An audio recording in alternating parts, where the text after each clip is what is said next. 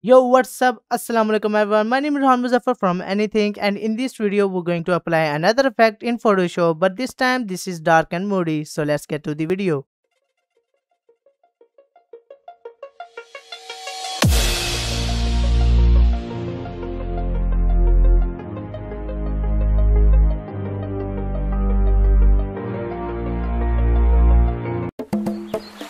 Just follow the steps of camera raw filter and you will get it.